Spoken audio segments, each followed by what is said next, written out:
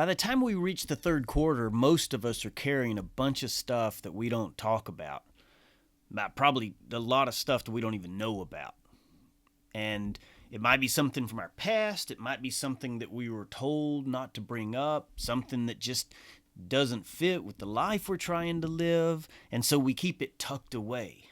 Again, sometimes not looking at it because we don't want to, sometimes because we don't even know about it. And there's an old story that I want to tell that gets at this in a really unsettling way. It's the story of Bluebeard. You know this one? Bluebeard's this really wealthy man, and he marries a young woman, and he takes her to his castle. And when she gets there, there's almost nobody around, just the servants. And he says, "Hey, I've got to leave on a trip. I'm going to be gone for a while. Here are the keys to every room in this house. And so go anywhere you want, just explore. This is your new home." And the whole thing feels creepy to her already, and it feels weird. But she takes the keys, and he starts to leave to go get on his ship, and he's going to be gone for a while. And he's about to leave, and he turns around and he goes, "Oh, one thing. That room that's at the very top of that one staircase over there, don't go in there, okay? You can look at in any other room in the entire castle, just don't go into that one room." Well, at first she agrees. She said, "Okay, no trouble." But over time, you know what happens. All right, the curiosity starts taking over. It's just like Adam and Eve with the apple. It's just like Orpheus when he's told, "Don't look back when you are leading Eurydice out of the underworld." The wife eventually takes the key, walks down that hallway at the top of the stairs, and opens the door. And inside, it's awful. She finds the bodies of Bluebeard's former wives, all of them murdered, all of them hidden up there. This is what he didn't want her to see. Or maybe he did. They're different versions of the story, but in most of them, she does get away. Either sometimes she's rescued by her brothers, or sometimes through her own cleverness. But the issue that the story seems to want to get at isn't really about that part of the story. The rescue, her getting away, it's that forbidden room that's the focus of this narrative. And it's disturbing on several different levels. And in the next few minutes, I'm going to offer a reading that's kind of mythological and psychological. But before that, let's just acknowledge how dark this story is. Because it's not just psychological. It's doing a bunch on that level, but it's also about power and about what gets hidden by the people who have it. I mean, it's a violent story. This guy has all the wealth, all the authority, and he's using it to control what his wife's allowed to know. And that door that she's not told to open, he put that instruction there. She didn't. The scholar Clarissa Pinkola Estés, in her book Women Who Run with the Wolves, talks about this story. And she reads it as being fundamentally about what happens to women's instinct and perception under that kind of pressure. How there's this slow training away from what they actually see and know, so that they begin to doubt themselves. So all of that's not separate from the psychological dimension of the story that I'm going to talk about. It's the root of it, and I just want to acknowledge that. But the story does work on other levels as well that fit in with all of that. One lens we can use comes from the poet Robert Bly. Bly is an American poet. He died a few years ago, and he has this image that I've always loved. He talks about all of us carrying an invisible bag. Here's the idea. Bly says that all of us are born as what he calls a living globe of energy. We're just this little ball of energy. But before long, our parents start telling us that some of that energy isn't really acceptable. They say, "Be still, use your inside voice. Don't pick your nose." And so to keep our parents' love, we put things that they don't like in the invisible bag. Then as we grow up a little bit, teachers tell us, hey, don't run. Don't talk without raising your hand. They tell us that good kids don't get angry over such little things. So we put these parts of ourselves in that bag as well, and we're dragging it behind us. And as we grow up, we stuff inside it all the parts of ourselves that society tells us aren't good. And soon it's not just the evil adults that are doing the damage, but it's our peers talking about, hey, you're not supposed to wear your pants that length. Don't wear those shoes. Here's what's cool. Here's what's not cool.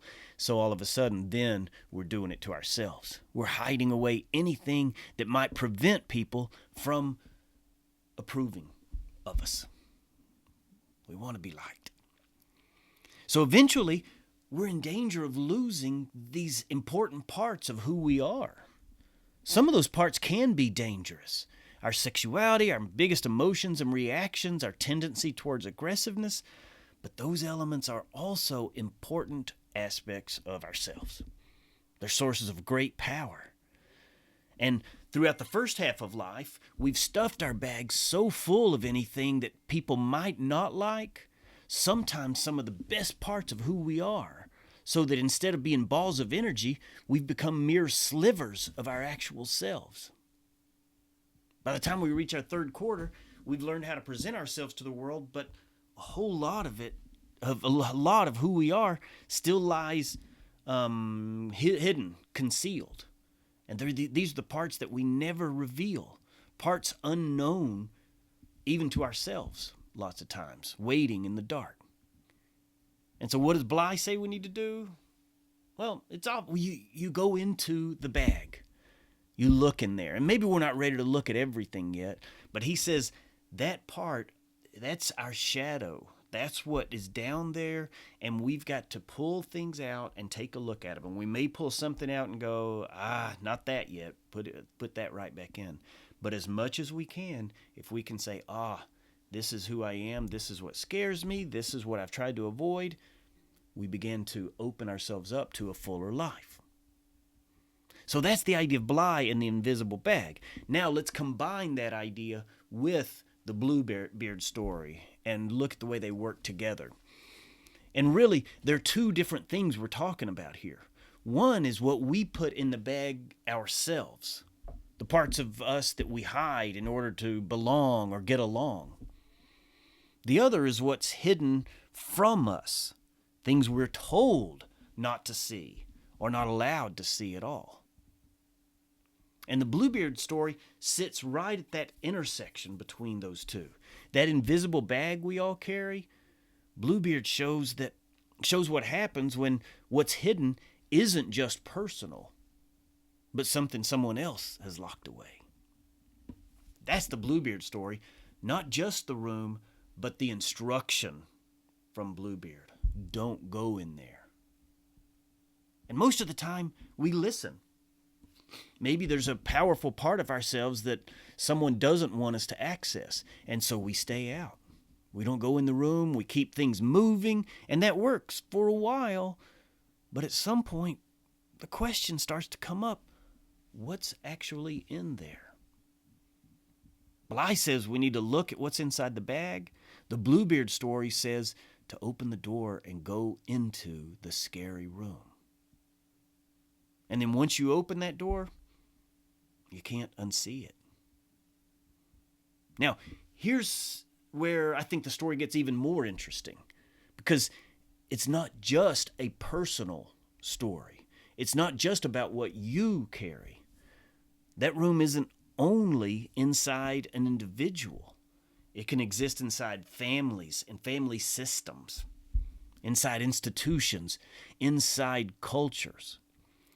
Estés says that women's instinct, women's perception, anger, knowledge of what's actually happening, all of that has been one of the things that those structures have been most organized around keeping behind that door. Those systems don't always want them seeing what's there.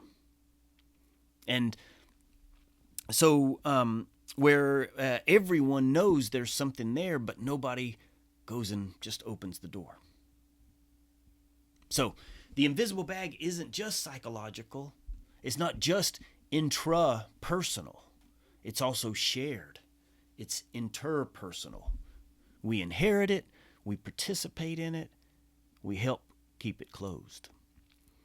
And that's what makes this story so unsettling. It's one of the things that makes it unsettling. But it's not just asking, what are you avoiding? It's also asking, what have you been taught not to see? And at some point, whether we mean to or not, we find ourselves standing in front of that door. And the instinct is to turn away, to stay with what's familiar, and to keep things working. Things are okay, they're not that bad. But this story suggests something else. That there are moments in life when the work isn't to avoid what's hidden, but to face it, to go into the bag, to open the door.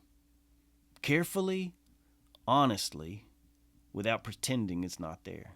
And no, it's not easy. And it's not going to fix everything right away. But once we've seen it, then we can start to relate to what's in the bag, to what's in the room, much more honestly, much more fully, much more openly.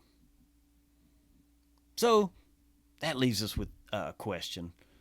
Each of us could ask, what is it that I have been carrying, that I haven't been willing to look at? And just as important, what might I be part of that keeps certain things hidden? Because sometimes the turning point doesn't come when everything makes sense. It comes the moment you open the door and decide not to look away. Thanks, y'all.